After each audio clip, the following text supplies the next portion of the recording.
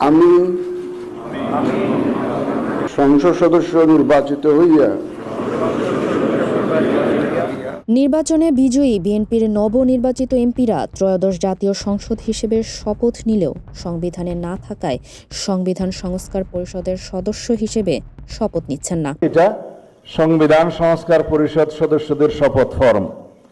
আমরা কেউ সংবিধান সংস্কার পরিষদের সদস্য হিসেবে নির্বাচিত হইনি এবং সংবিধানে এটা এখনো ধারণ করা হয়নি।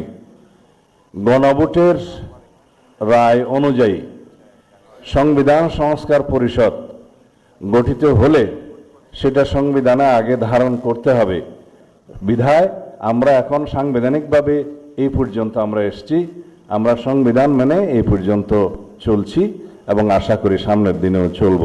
মঙ্গলবার সকালে শপথ অনুষ্ঠান শুরুর আগে দলের স্থায়ী কমিটির সদস্য সালাউদ্দিন আহমদ দলের এই সিদ্ধান্ত জানান।